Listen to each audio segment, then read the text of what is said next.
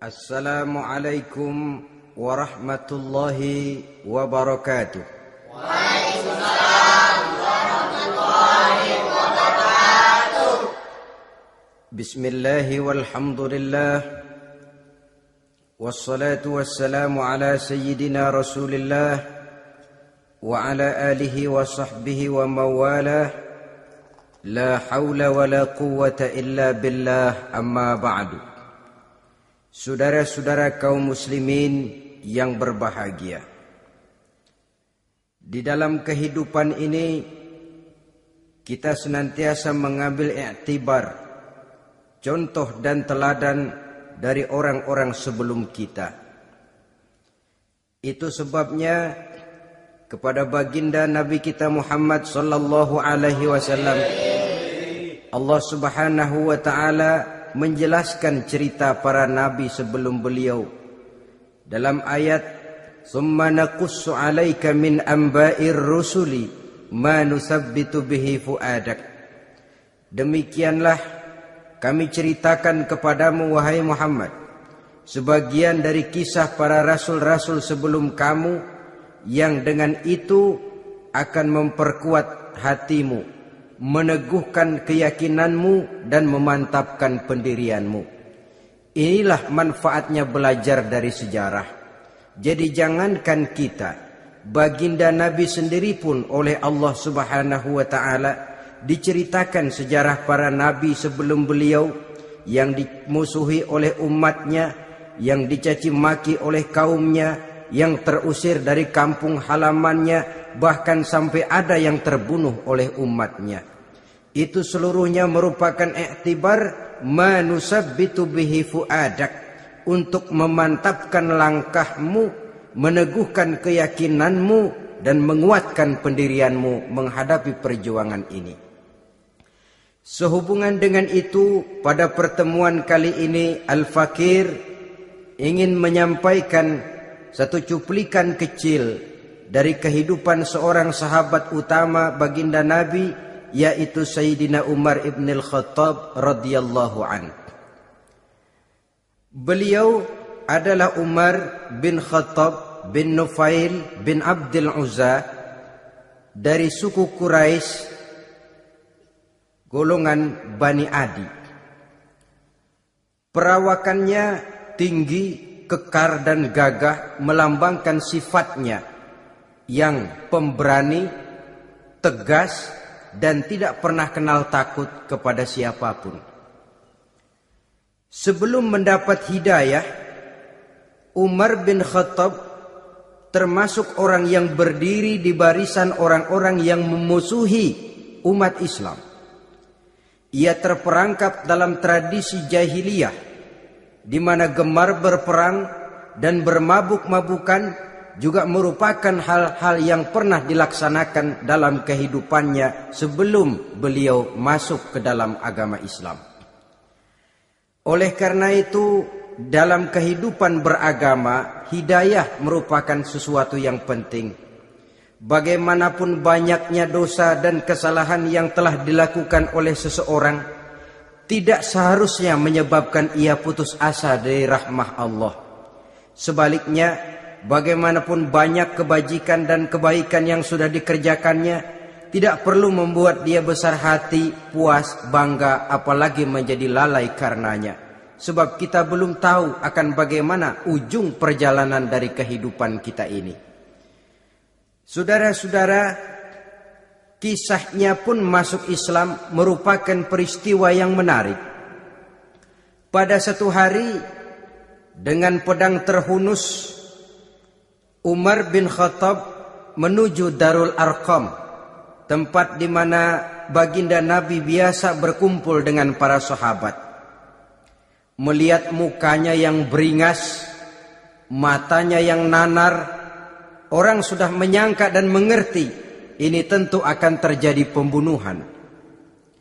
Dalam perjalanan menuju Darul Arqam, Umar bertemu dengan Nuaim bin Abdullah. Nuaim bertanya, "Ya Umar, mau kemana ente?" "Mau membunuh itu, si murtad itu," kata. "Si murtad yang mana?" Yang mana lagi? Itu yang memecah belah kita, yang menghina berhala-berhala kita, yang menjelek-jelekkan nenek moyang dan keturunan kita. Siapa lagi kalau bukan Muhammad? Kata Nuaim Umar, enggak salah. Tidak salah lagi. Salah Umar. Salah kenapa? Apa kamu enggak malu?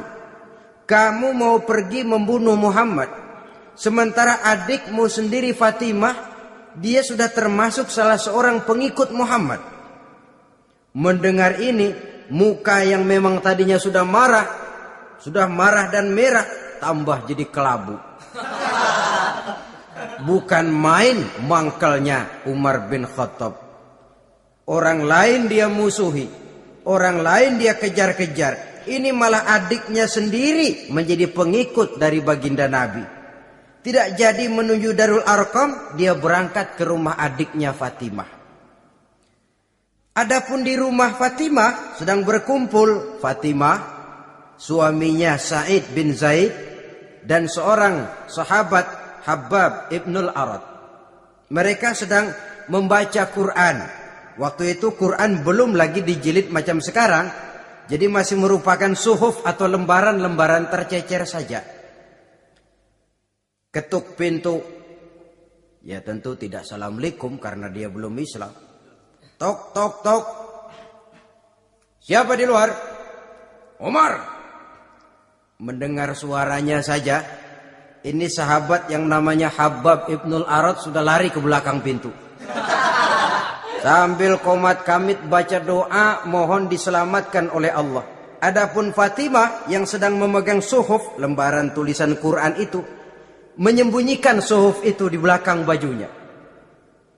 Umar masuk. Fatimah, saya bang. Apa benar berita yang saya dengar? Berita apa itu bang? Bahwa kau sudah masuk Islam. Bang, andai kata Muhammad memang benar, bagaimana? Sudahlah, jangan belit-belit. Jawab saja, kau masuk Islam benar atau tidak? Ya. Saudara hadirin, begitu dikatakan iya, tangannya langsung melayang, menampar muka adiknya ini, sehingga mengalir darah dari hidungnya. Suaminya Sa'id bin Zaid yang mencoba melindungi istrinya, dipegang lehernya, dibanting, diduduki dadanya. Oh ini jawara ini.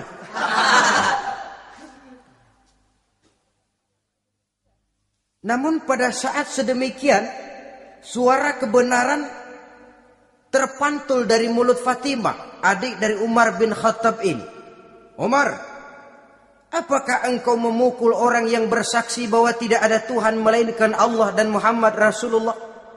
Apakah engkau menganiaya seseorang yang terpanggil untuk mengikuti kebenaran? Manusia macam apa engkau, Umar? Saudara, memang dia orang keras, tapi hatinya mudah menerima kebenaran. Sehingga mendengar kalimat adiknya ini tercenung dia sejenak, melongok, bengong kata anak sekarang. Ini kalau tidak karena keyakinan yang mantap, tidak mungkin orang ini, anak adik saya ini bicara macam begini. Umar, mengapa engkau memukul orang yang bersaksi bahwa tidak ada Tuhan melainkan Allah dan Muhammad Rasulullah? Mengapa engkau pukul orang yang mengikuti kebenaran, menerima hidayah dari Allah? Begitu yakin dan mantapnya, walaupun di tengah satu hal yang sangat menakutkan. Siapa yang tidak takut orang Quraisy berhadapan dengan Umar bin Khattab yang dikenal sebagai singa padang pasir pada waktu itu? Malahan dia termasuk salah seorang jagoan di tradisi masyarakat jahiliyah itu. Ada satu pasar yang namanya pasar Ukaz. Tiap tahun di pasar itu diadakan pesta. Pertama pertandingan syair. Jadi penyair waktu itu jadi kebanggaan. Syair-syair yang menang itu digantung di dinding Ka'bah. Jadi setiap suku akan bangga kalau mempunyai ahli syair yang hebat. Nah, lalu diadakan juga lah perlombaan balap kuda, memanah, termasuk gulat. Lah Umar ini tiap kali pertarungan mesti menang. Belum pernah ada yang berhasil mengalahkan dia. Jawara. Saudara-saudara, mendengar adiknya begitu mantap hatinya. Apalagi ketika adiknya berkata begitu, suhuf, lembaran yang disembunyikan di belakang bajunya tersembul. Apa yang kau sembunyikan di balik bajumu itu? Suhuf. Apa suhuf itu? Lembaran Al-Quran. Coba saya lihat. Enggak boleh. Kenapa? Kamu kotor. Orang kotor tidak boleh megang Quran. Saya mau lihat. Enggak boleh. Kalau kamu mau lihat, mandi dulu. Diturutinya permintaan adiknya itu. Lalu diambilnya suhuf tadi. Dia baca. Kebetulan ayat yang dibacanya ayat pertama dari surah Thaha yang berlanjut dengan ayat 14 pada surah yang sama. Dia baca, Bismillahirrahmanirrahim. Thaha ma anzalna ilaikal Qur'ana litashqa illa tazkiratan liman yakhsha.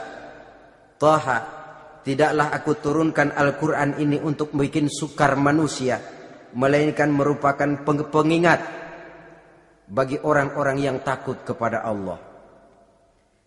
Lalu pada ayat ke-14, Innani anallahu la ilaha illa ana fa'budni.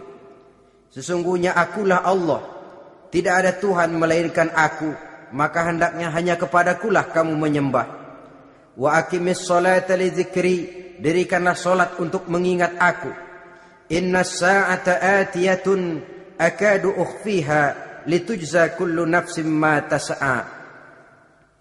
Sesungguhnya kiamat itu pasti akan datang, yang sengaja waktunya kami tidak beritahukan kepada kamu semua, untuk kami balas segala setiap orang tentang apa saja yang telah mereka lakukan dalam kehidupan di dunia ini. Setelah membaca ayat ini, gemetar tangannya. Ah, ini sih nggak main-main ini. Ini belum pernah saya baca ajaran semacam ini. Tidak patut orang yang mempunyai kitab suci semacam ini dimusuhi. Ini sesuatu yang benar, tergetar jiwanya. Hei Fatimah, Muhammad di mana Muhammad? Saya tidak akan memberitahu kepada kamu. Di mana? Saya tidak akan memberitahu. Lebih baik kau bunuh saya kalau memang maksudmu mau mencelakakan Muhammad. Sama sekali saya tidak akan mencelakakan dia, Fatimah. Kasih tahu saja, di mana dia? Darul Arqam. Bergegas dia menuju Darul Arqam. Di dalam Nabi memang sedang kumpul dengan para sahabat. Termasuk ada Sayyidina Hamzah yang juga terkenal jawara juga. Ketuk pintu. Ketuk pintu.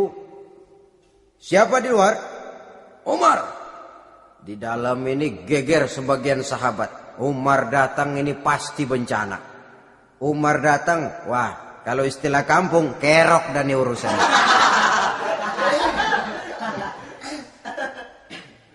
Tapi baginda Nabi menenangkan mereka. Tenang, mudah-mudahan ada hikmahnya.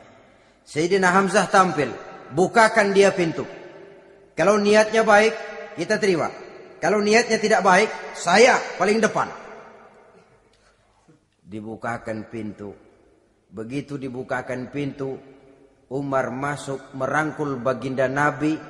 Kemudian dengan tersendat, Ashhadu an la ilaha illallah wa ashhadu annaka ya Muhammad Rasulullah. Saya bersaksi tidak ada Tuhan melainkan Allah, dan saya bersaksi bahwa engkau hai Muhammad adalah utusan Allah. Sahabat takbir semua, Allahu Akbar, Allahu Akbar. Kegembiraan meliputi suasana ketika itu. Kenapa? Karena sebelumnya dikala Umar belum masuk Islam, dia merupakan ganjalan yang paling dikhawatirkan oleh umat Islam. Setelah dia masuk Islam, jelas merupakan suatu keuntungan yang sangat besar. Dan dia tertarik kepada Islam bukan karena bujuk rayu orang, tidak karena diberikan harta, tidak karena diiming-iming oleh kedudukan tinggi, tapi karena kebenaran hidayah menembus hatinya melalui wasilah ayat dalam surah Thaha yang dibacanya melalui suhuf yang dipegang oleh adiknya tadi. Sejak saat itu berubah 180 derajat Umar bin Khattab radhiyallahu anhu. Tetapi tetap dengan sifatnya keras, tegas, dan tidak pernah kenal takut kepada siapapun. Cuma kalau sebelum Islam, dia kerasnya kepada Islam. Setelah dia masuk Islam, muter arah. Kepada siapapun yang memusuhi Islam, dia bersikap keras, tegas, dan tidak pernah kenal takut. Bahkan setelah beliau masuk Islam, satu hari ketika di Darul Arqam kumpul-kumpul, waktu itu Nabi belum berdakwah secara terbuka karena pengikut masih sedikit. Sayyidina Umar usul, "Ya Rasul, ada apa Umar? Alasna 'alal haq fi mamatina wa mahyana?" Ya Rasul, bukankah kita ini berdiri di atas sesuatu yang benar? Bukankah mati kita, hidup kita untuk melaksanakan sesuatu yang benar? Bala ya Umar, betul Umar. Wallazi nafsi biyadih, innakum la'alal haq in muttum wa in hiyitum. Demi Allah Umar, kata Nabi, sesungguhnya kamu dan kita semua berdiri di atas kebenaran, hidup ataupun mati. Setelah mendapat jawaban begini, Umar masuk kepada tujuan pembicaraannya. Izan ya Rasul, fafimal ikhtifa. Kalau memang begitu ya Rasul, kalau memang kita yakin kita berdiri di atas kebenaran, kita hidup karena kebenaran, kita mati pun memperjuangkan kebenaran, fafimal ikhtifa. Kenapa mesti ngumpet-ngumpet? Kenapa harus sembunyi-sembunyi? Wallazi ba'asaka bil haqq, demi Allah ya Rasul, la takhrujanna wa la nakhrujanna ma'ak. Tuhan harus keluar menyampaikan Islam ini secara terbuka, dan kami akan mendampingi Tuhan dengan segenap jiwa dan raga. Sekali masuk Islam gak tanggung-tanggung. Yang kayak begini ini yang kita perlukan sekarang ini. Begitu masuk Islam gak tanggung seluruhnya, jiwa dan raganya masuk Islam. Beliau yang pertama kali mengajukan ide, kenapa harus dakwah sembunyi ya Rasul? Wong kita berdiri di atas kebenaran, memperjuangkan sesuatu yang hak. Kalau kita mati, kita pun mati membela kebenaran. Kenapa mesti fafimal ikhtifa? Kenapa harus sembunyi-sembunyi? Mulai sekarang mari keluar ya Rasul, saya akan dampingi Tuhan, nyawa taruhannya. Saudara hadirin yang saya hormati, selalu dia tempat-tempat yang pernah dia melaksanakan maksiat sebelum dia Islam, selalu dia kunjungi sampai dia berkata, tidak ada tempat yang pernah saya melakukan kesalahan sebelum saya Islam yang harus saya tutupi dengan kebajikan setelah saya Islam sekarang ini. Bahkan ada satu riwayat menjelaskan beliau itu yang tinggi badannya, kekar perawakannya, gemetar orang ngadepin dia. Tapi beliau sendiri sangat mudah gemetar kalau sudah mendengar ayat-ayat Allah. Sehingga ada satu riwayat menjelaskan Sayyidina Umar itu setelah masuk Islam, kalau sholat kadang-kadang bila menoleh ke kanan beliau senyum, bila menoleh ke kiri beliau menangis berurai air mata. Ada orang bertanya, ya Umar, kenapa menengok ke kanan kau senyum, ke kiri kau menangis? Itulah kalau saya ingat jahilnya saya sebelum Islam. Adapun bila saya menoleh ke arah sebelah kanan saya tersenyum, teringat betapa dulu saya membuat berhala dari korma. Saya tumpuk-tumpuk, saya susun begitu rupa. Setelah saya sembah, saya makan itu korma. Gagah betul saya waktu itu, sampai Tuhan pun saya makan. Adapun kalau saya menoleh ke kiri, teringat putri kesayangan saya yang terbawa oleh tradisi jahiliyah, takut menanggung aib, merasa malu mempunyai anak perempuan sampai dia terkubur hidup-hidup. Berurai air mata saya mengingat semua itu. Padahal Nabi sudah memberikan jaminan. Sebab saudara jangan lupa, orang kafir masuk Islam, dalam Islam itu dihitung dari bayi lagi. Dari nol, itulah untungnya. Jadi misalnya sudah 60 tahun, dari kecil sampai 60 tahun kafir. Umur 61 masuk Islam. Nah, sejak umur 61 itulah yang dihisab oleh Allah. 60 tahun ke bawah gratis bersih pemutihan. Istimewa betul. Tapi jangan lalu diniatin, gua kafir aja ah. Nanti sudah tua-tua mau giliran mati baru Islam. Nah, itu diniatin lain. Ini yang karena faktor hidayah, saudara-saudara. Nah, cintanya kepada baginda Nabi luar biasa. Dalam setiap pertempuran beliau selalu di front terdepan. Bahkan demikian cintanya sampai ketika hari di mana baginda Nabi wafat, saudara-saudara. Disampaikan berita wafat Nabi kepada Umar ini. Ya Umar, baginda Nabi sudah wafat. Kamu ngomong apa? Baginda Nabi sudah wafat.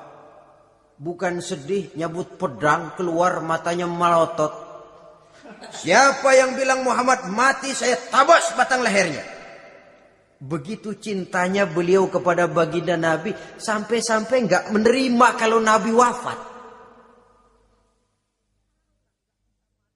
Taruhlah nggak bisa mati bersamaan, bolehlah mati beriring-iring saja barangkali maksudnya.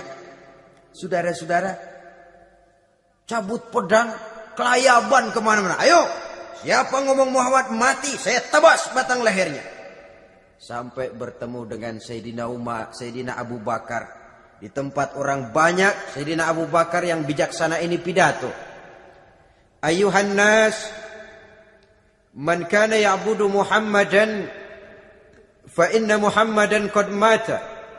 Wa man kana ya'budu Allah fa inna Allah hayyun la yamut.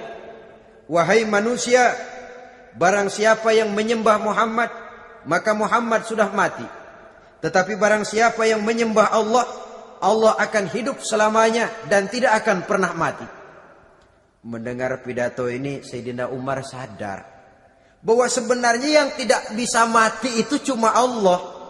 Bagaimanapun agungnya baginda Nabi, besarnya baginda Nabi, tinggi akhlak budi pekertinya Nabi, cintanya beliau kepada Nabi, toh Nabi manusia dan manusia harus mati. Kemudian dibacakan surah Ali Imran ayat 144. Wa ma Muhammadun illa rasul qad khalat min qablihi rusul afa immata aw qutilan qalabtum ala aqabikum. Muhammad tidak lain daripada manusia, telah datang kepadanya rasul. Apakah jika ia mati engkau kembali menjadi murtad atau mundur ke belakang? Mendengar ayat ini dibacakan, Sayyidina Umar sadar, berurai air matanya, menangis dalam kesedihannya. Ini cintanya yang demikian tinggi kepada baginda Rasulullah sallallahu alaihi wasallam. Begitulah seluruh kesalahan yang dia lakukan pada saat sebelum dia masuk Islam, berusaha dia tutupi dan dia tebus dengan segala kebaikan, pengabdian, perbuatan soleh setelah dia masuk Islam. Sehingga diajarkan oleh baginda Nabi, ittaqillaha haitsu ma kunta wa atbi'i sayyi'atal hasanata tamhuha wa khaliqin nasa bi khuluqin hasanin. Bertakwalah kamu kepada Allah, kata Nabi, dimanapun saja kamu berada. Jadi takwa tidak kenal tempat. Dimanapun saja kamu berada, bertakwalah kepada Allah. Di rumah takwa, di pasar takwa, di kantor takwa, di tengah orang banyak takwa, pada waktu sendirian takwa. Ittaqillaha haitsu ma kunta. Bertakwalah kau kepada Allah dimanapun saja kamu berada. Jangan takwa pakai tempat. Di masjid takwa, di kantor nyolong. Itu tidak haitsu ma kunta yang diajarkan oleh Nabi. Dimanapun kamu berada, bertakwalah kepada Allah. Wa atbi'i sayyi'atal hasanah tamhuha. Dan iringi perbuatanmu yang salah dengan kebaikan. Jadi kalau satu saat terselip kita berbuat salah, cepat iringi dengan kebaikan, tamhuha, dengan harapan kebaikan yang kita kerjakan akan menutupi dosa yang terselip kita lakukan. Ngomongin orang, astagfirullahaladzim, banyak istighfar. Istighfarnya mudah-mudahan bisa nutupin dosa karena ngomongin orang. Tapi jangan lalu tambal sulap, ngomongin orang istighfar, terus ngomongin lagi istighfar lagi. Itu tentu tidak bisa dengan cara begitu. Barangkali terselip pernah mengambil harta orang tanpa alasan yang hak, imbangi dengan rajin sedekah misalnya. Barangkali pernah menyakiti hati orang, imbangi dengan perbuatan yang bisa menyenangkan hati orang lain. Itu namanya mengiringi perbuatan yang bersifat salah dengan kebajikan. Ini yang dilakukan oleh Sayyidina Umar. Setiap pelosok hampir dia datangi. Tempat-tempat di mana dia pernah melakukan kesalahan sebelum Islam, di sana dia tegakkan kebajikan dan kebaikan. Kegagahannya, keperkasaannya, keberaniannya sepenuhnya bulat-bulat sudah diwakafkan untuk kepentingan Islam. Saudara hadirin yang saya hormati, diperlukan orang-orang yang punya keberanian macam Sayyidina Umar. Berani karena panggilan hidayah, bukan berani babi. Babi berani juga babi, cuman nyeruduk. Artinya berani yang tanpa pertimbangan. Berani yang tanpa pertimbangan pada akhirnya akan menyulitkan kita sendiri. Beliau gagah, beliau berani, beliau punya kekuatan, beliau punya wewenang, dan itu dimanfaatkannya untuk menjadi backing baginda Nabi kita Muhammad sallallahu alaihi wasallam. La takhrujanna wa la nakhrujanna ma'ak ya Rasul. Ya Rasul, keluar, sampaikan dakwah secara terbuka. Saya akan mendampingi Tuhan. Jika ada yang ganggu Tuhan, saya paling depan. Backing yang mendampingi Rasul untuk menyampaikan risalah Islamiyah ini. Saudara hadirin yang saya hormati, wa khaliqin nasa bi khuluqin hasanin, kata Nabi. Dan pergaulilah manusia dengan akhlak yang baik, karena dengan ini kau bisa mengambil hati orang. Dalam hadis lain katakan, innakum la tas'una an-nasa bi amwalikum walakin yas'uhum minkum bastul wajhi wa husnul khuluq. Kamu tidak akan bisa menyenangkan orang banyak dengan hartamu, tapi kamu bisa ambil hati mereka dengan budi pekerti yang luhur dan muka yang manis. Dengan harta belum tentu kita bisa menyenangkan semua orang. Tapi budi pekerti yang luhur, muka yang manis, itu yang akan bisa membuat kau menyenangkan orang banyak.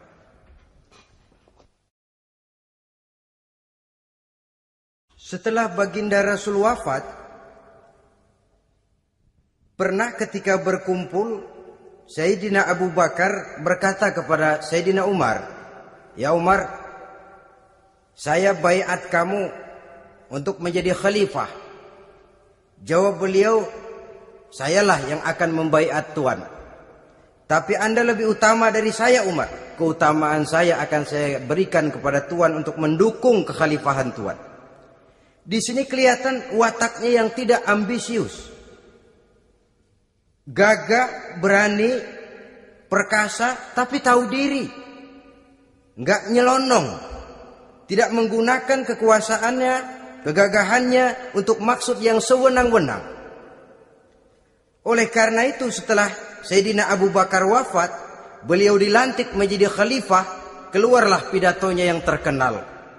Ayuhan nas, inni qad wullitu alaikum walastu bi khairikum. Hai manusia, aku telah dipilih menjadi pemimpin kamu, padahal aku bukanlah orang yang terbaik di antara kamu. Kalau tidaklah karena aku melihat keutamaan, keteguhan yang dapat melindungi kalian, berat rasanya aku memikul amanah ini. Sebab apa? Alangkah beratnya menunggu datangnya perhitungan di akhirat nanti terhadap Umar. Ini yang jadi motifnya memegang jabatan khalifah. Sungguh berat bagi Umar menunggu datangnya saat perhitungan. Sehingga seolah-olah kalau bisalah jadi Umar bin Khattab saja, jangan jadi khalifah kalau bisa. Tapi moya umat sudah kadang memilih. Sehingga benar kalau dalam satu hadis Nabi pernah mengajarkan jangan memberikan satu jabatan kepada orang yang memintanya. Sebab orang kalau sudah minta jabatan, apalagi pakai jilat-jilat, pakai upeti-upeti, tentu ada tendensinya. Ada batu di balik udang. Kalau udang di balik batu kan mungkin nggak kelihatan, tapi kalau batu di balik udang kelihatan betul itu. Ada maunya, ambisinya. Jangan memberikan satu jabatan kepada orang yang memintanya. Seakan di batinnya Sayyidina Umar menyesali. Kenapa Umar nggak jadi Umar saja, kok mau jadi khalifah gitu. Alangkah berat perhitungan buat saya di akhirat nanti. Nah, setelah jadi khalifah, sebagai satu i'tibar, saya akan mencoba mengemukakan beberapa sifatnya yang menonjol untuk pelajaran buat kita semua. Pertama, sikapnya terhadap keluarganya setelah beliau menjadi khalifah. Kedudukan sebagai keluarga Umar bin Khattab bukan merupakan kedudukan istimewa. Itu ditanamkan betul kepada keluarganya. Jangan karena bapakmu khalifah, lalu mentang-mentang anak khalifah kau merasa dapat fasilitas, merasa bisa berbuat semau-maumu. Kau harus punya tanggung jawab dan beban moral, memberikan contoh yang lebih baik kepada rakyat. Ini yang ditekankan kepada keluarganya. Kalau beliau mau mengeluarkan undang-undang itu lebih dahulu dibicarakan di tengah keluarganya, kumpul anak-anaknya. Ini akan ada undang-undang begini. Siapa di antara kalian mau mentaati, persilahkan. Yang tidak pun persilahkan. Tapi saya ingatkan, kalau ada dari keluarga Umar yang melanggar peraturan yang saya keluarkan ini, saya akan menghukumnya 2 kali lipat karena dia keluarga saya. Menghukumnya 2 kali lipat karena dia keluarga saya. Jadi bukan mentang-mentang anak babe, lalu kebal hukum. Tidak. Siapa yang di antara kalian melanggar peraturan ini, akan aku kenakan hukuman 2 kali lipat karena dia keluargaku. Nah, saudara hadirin yang saya hormati, lalu berwibawa, dijaga betul keluarganya. Suatu hari beliau datang ke rumah putranya Abdullah bin Umar. Ketika masuk dilihatnya Abdullah bin Umar sedang makan daging. Makan daging. Merah muka Umar. Mentang-mentang anak khalifah ya. Mentang-mentang anak Amirul Mukminin ya, kamu makan daging. Lihat tuh rakyat kita masih banyak yang kelaparan, makan daging, makan roti keras.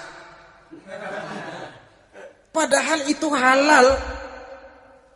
Sesuatu yang diperoleh dengan usahanya sendiri. Tetapi begitu hati-hatinya Umar untuk menjaga pandangan orang. Keluarga khalifah merupakan beban moral sebab akan dijadikan contoh oleh rakyatnya. Mentang-mentang anak khalifah ya makan daging. Lihat tuh rakyat, roti keras digarotin. Lain saat beliau pergi ke satu pasar. Di situ dilihat ada sapi gemuk-gemuk. Tempat lain sapinya kurus-kurus. Tanya, ini yang gemuk-gemuk sapi siapa? Sapi Abdullah bin Umar. Sapi anaknya. Panggil Abdullah bin Umar, suruh sini. Datang anaknya. Abdullah bin Umar, bagaimana ceritanya sampai ini? Begini, Baba. Dahulu itu dengan uang saya beli sapi kurus-kurus. Lalu saya rawat. Saya berikan upah orang untuk merawat sapi-sapi itu. Sampai sekarang dia menjadi gemuk. Akan saya jual dan keuntungannya tentu sesuatu yang halal. Subhanallah, kata Umar. Kau ini anak Amirul Mukminin. Jual sapimu. Ambil modalnya, untungnya, masukkan baitul mal untuk urus kepentingan orang Islam. Dia nggak mau anaknya terlibat bisnis, ndompleng kekuasaan ayahnya. Karena mentang-mentang anak khalifah lalu segala macam bisnis lancar. Orang takut karena apa? Anak babe. Ada lagi. Pada waktu pembagian harta ghanimah, putri beliau yang namanya Hafsah, ini adalah istri baginda Nabi, meminta bagian. Kaum kerabat ayah, ini kerabat khalifah, kitalah dulu kerabat. Kalau kau kerabatku, maka jatahmu nanti dari ayahmu. Harta ini masih lebih banyak dibutuhkan oleh orang-orang Islam. Nanti belakangan, kalau ada sisanya. Belakangan kalau ada sisanya. La haula wala quwata illa billah.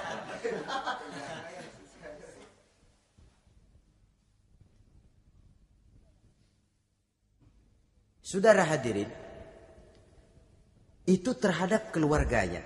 Kemudian apa sifat-sifat yang menonjol dari kepemimpinannya? Pertama, kesederhanaannya. Beliaulah satu-satunya khalifah, Amirul Mukminin, setingkat presiden kalau sekarang, yang punya jubah cuma 2 dan 1 pun punya anaknya. Tambelan lagi.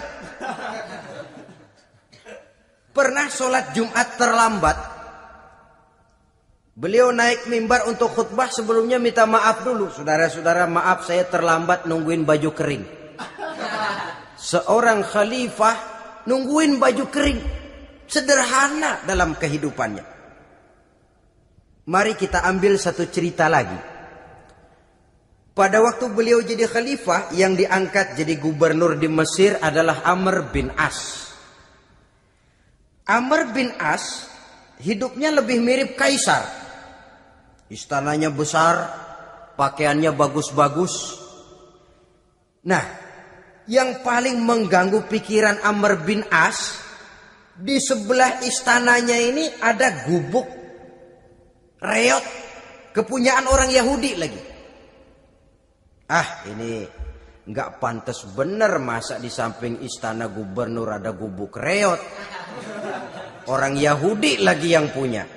Ini mesti, udah bikin saja rencana, panggil dinas tata kota, bikin planning. Di sini mau dibangun masjid, proyek negara.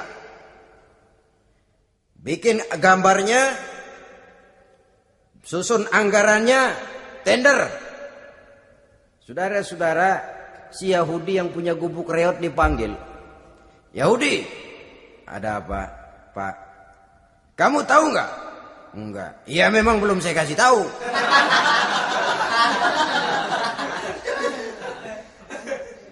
Ada apa, Pak? Itu kamu punya gubuk. Tahu? Kena proyek. Proyek apa, Pak? Kami mau bangun masjid besar di situ. Dan tidak sesuai ada gubuk reot di samping tempat gubernur. Jadi maksud Bapak, gubukmu, tanah-tanahnya mau saya bebaskan. Saya beli. Enggak mau, Pak. Saya enggak mau jual. Saya bayar 2 kali lipat. Enggak mau. 3 kali lipat. 6 kali lipat juga enggak mau, Pak. Saya dari muda peres keringat banting tulang cuma segitu-gitunya, Pak, tempat saya tinggal. Gubuk reot sama tanahnya sedikit. Makmur saya, Pak, cuma rumah sama sumur.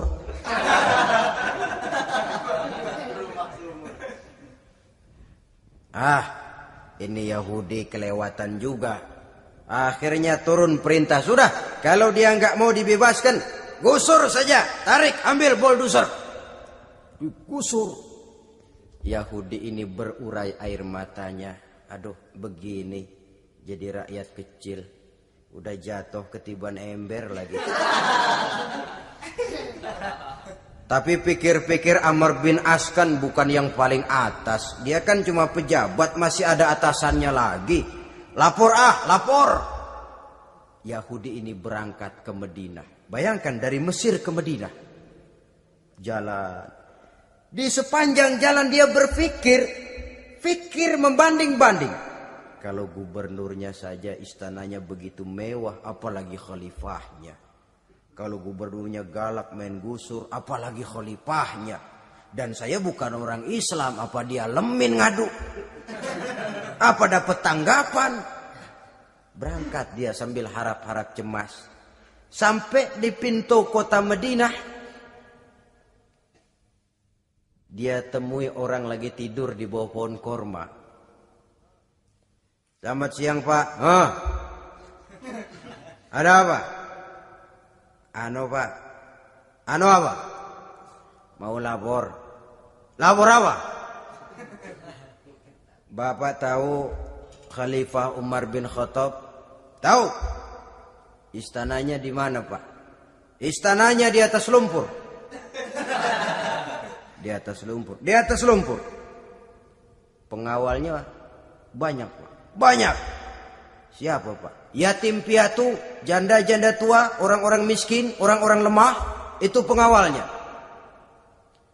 Pakaian kebesarannya apa sutra apa-apa Pak? Pakaian kebesarannya malu dan takwa. Saya nggak ngerti Pak. Itulah Umar bin Khattab.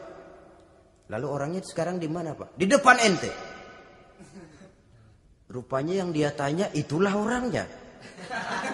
Gemeter Yahudi ini, keringat bercucuran. Coba, istananya di atas lumpur.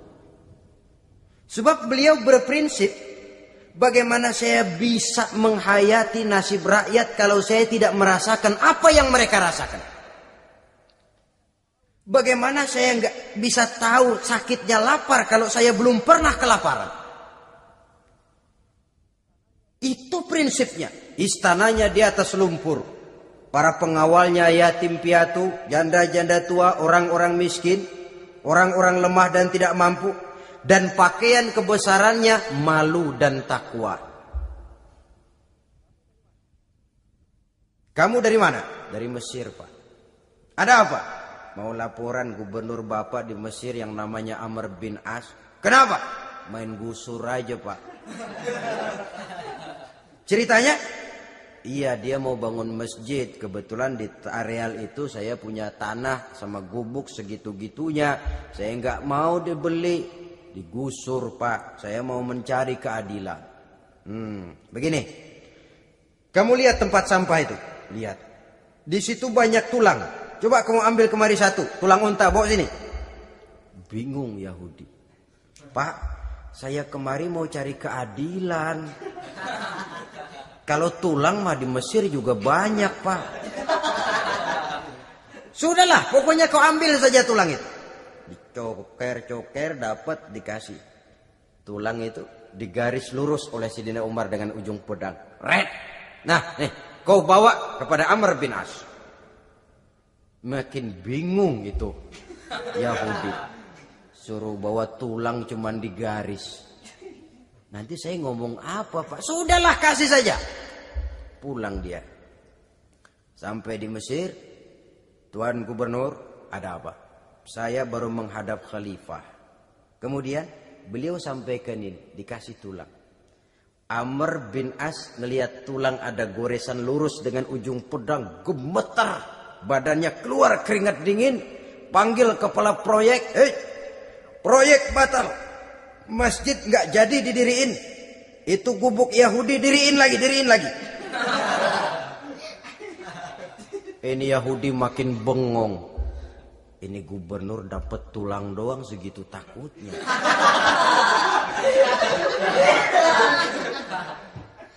Ada apa sebenarnya Tuan Gubernur? Kamu tahu? Ini nasihat pahit buat saya dari Amirul Mukminin Umar bin Khattab. Seolah-olah beliau bilang, hai Amr bin As, jangan mentang-mentang sedang berkuasa ya. Pada satu saat kau akan jadi tulang-tulang kayak begini. Maka mumpung kamu masih hidup dan berkuasa, berlaku lurus dan adillah kamu seperti lurusnya garis di atas tulang ini. Red. Lurus, adil, jangan bengkok. Sebab kalau kamu bengkok, nanti aku yang luruskan pakai pedangku. Siapa yang nggak ngeper digituin?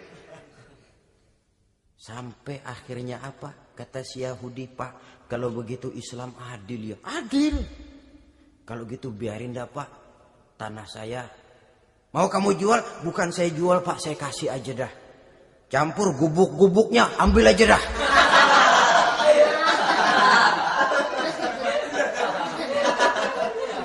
Masuk Islam si Yahudi ini oleh karena keadilan dari Umar bin Khattab.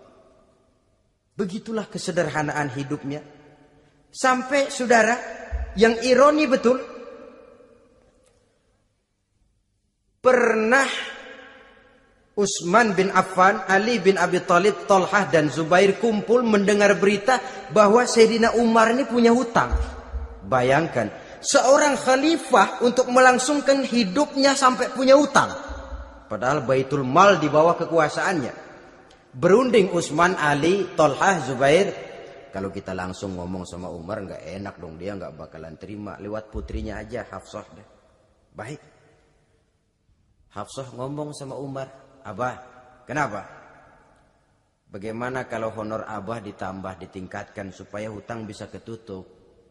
Hafsah, saya Abah. Siapa yang nyuruh kamu ngomong begitu? Enggak ada. Ada. Saya tahu ada ini. Kalau enggak ada kamu enggak mungkin ngomong begitu. Tapi orangnya kalau saya tuntut mereka mungkin enggak mau. Sekarang saya mau tanya Hafsah, kau kan istri Rasul, betul? Nah, saya mau tanya, suamimu makanannya apa? Daging? Bukan. Roti. Tempat tidurnya kasur empuk? Bukan. Kain kasar yang kalau musim panas kami bentangkan, kalau musim dingin separuh buat tidur, separuh buat selimut. Pakaian yang dibelikan untukmu berapa banyaknya? Cuma 2. Nah, itu guru saya. Orang yang paling saya cintai. Dan itu yang saya ikuti. Bahkan setelah beliau wafat, Sayyidina Umar ini, hutangnya ditanggungkan kepada anaknya Abdullah bin Umar. Dan itu pun dilunasi dengan menjual rumahnya. Sehingga rumahnya itu disebut Darul Qadha, rumah bayar hutang. Begitu kesederhanaannya. Jadi nggak pakai aji mumpung jadi khalifah lalu kayak ikan gurita, tangan yang mana aja megang. Itu kan mental monyet. Monyet itu kan begitu. Tangan megang kiri kanan, mulut ngawal, kaki megang, temennya dikasih masih ngerampas juga. Monyet rakus betul itu. Itu kesederhanaannya. Kenapa kesederhanaan ini timbul? Karena sikap zuhudnya. Zuhud itu tarkud dunia li ajlil akhirah. Orang yang mengambil dunia hanya yang diperlukan dengan lebih mengutamakan kehidupan akhirat. Watak zuhudnya yang sangat menonjol. Dialah pahlawan yang paling berani di medan perang. Dialah imam yang paling khusyuk di masjid. Dan tidak jarang kalau sholat sendiri, begitu membaca ayat yang menceritakan neraka, nangis berurai air matanya. Saudara hadirin ma'asyiral muslimin rahimakumullah. Jadi kesederhanaan dan kezuhudan ini bukan lewat teori disampaikan oleh Umar. Bukan lewat penataran seluruh aparat. Tidak. Lewat contoh konkret. Inilah saya. Contoh sederhana dan zuhud. Bagaimana saya akan bisa merasakan penderitaan rakyat kalau saya sendiri tidak pernah menderita? Bagaimana saya akan tahu sakitnya lapar kalau saya belum pernah kelaparan? Maka tanpa penataran, tanpa upgrading segala macam, berhasil karena prinsip keteladanan. Beliau jadi contoh utama. Dan sumber utamanya tentu tidak lain karena contoh dari baginda Nabi besar Muhammad sallallahu alaihi wasallam. 2, sederhana, yang kedua zuhud. Yang ketiga, sifat yang menonjol dari kekhalifahannya adalah adil. Kalau sudah bicara soal hukum, dia tidak pernah kenal kompromi.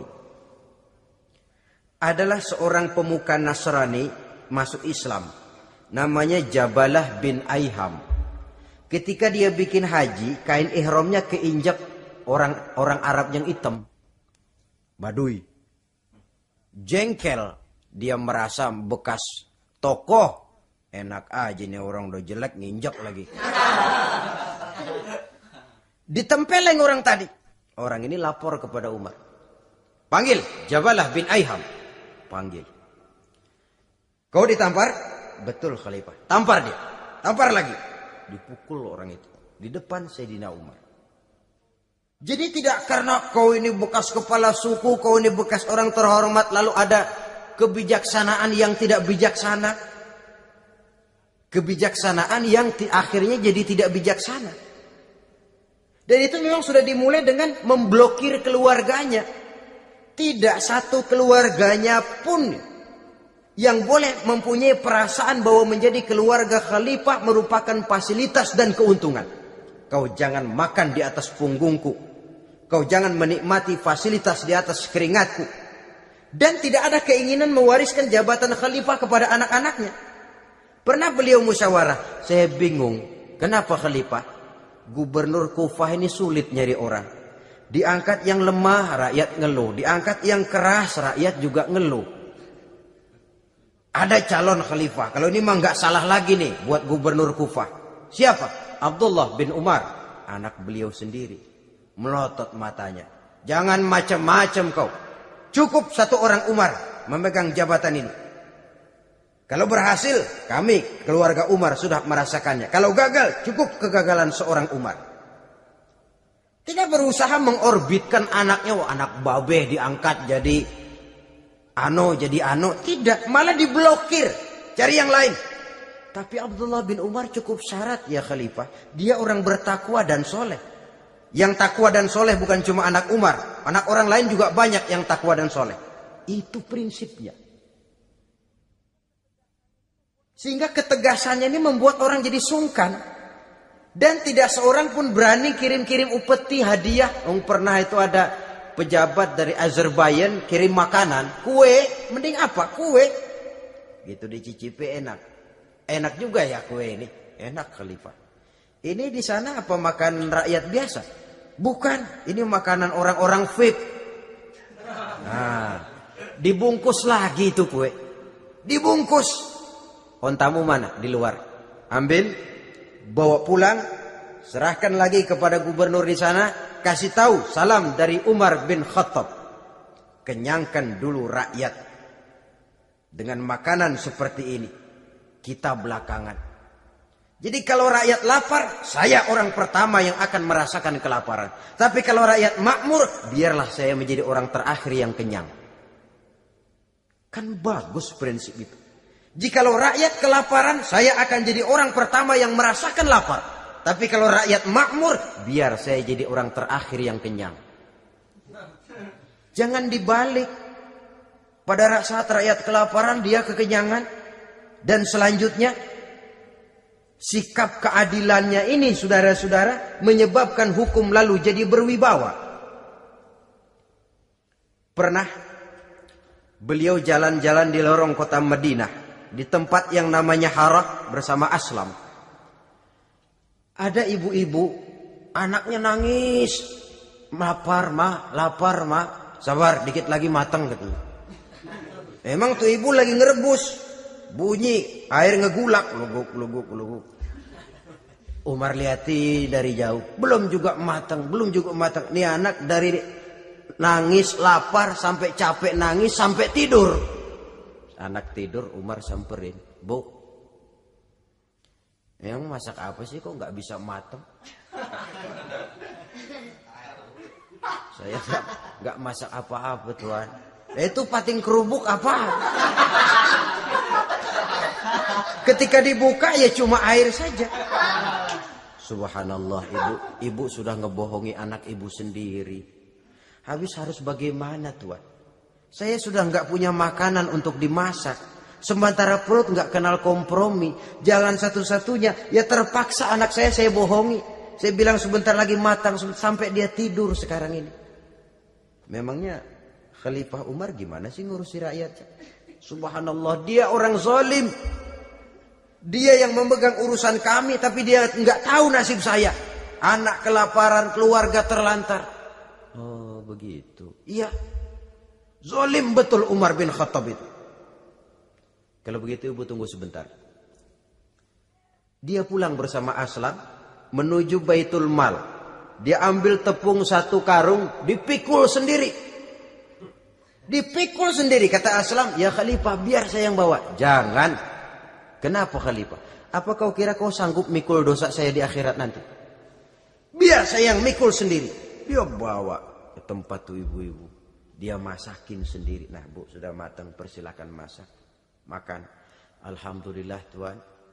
Mudah-mudahan Allah memberkahi Tuan. Tuan lebih baik dari Umar bin Khattab yang zalim itu. Memang sebenarnya Tuan siapa? Kata tuh ibu. Saya. Iya. Saya ya Umar bin Khattab yang ibu bilang zalim itu. Gemetar si ibu. Gemetar si ibu. Tapi memang peka dan menghargai kritik orang. Tidak membungkam setiap orang yang nadanya sumbang atau berbeda. Kadang beliau berkata, saya khawatir karena orang terlalu segan dengan saya lalu nggak ada yang berani negor kalau saya salah. Kan begitu biasanya. Karena sudah terlalu segan lalu semuanya orang mau diaminin saja. Asal dibilang nggak benar marah, jengkel. Lalu disingkirin, maunya diiyain, inge kula nuwun.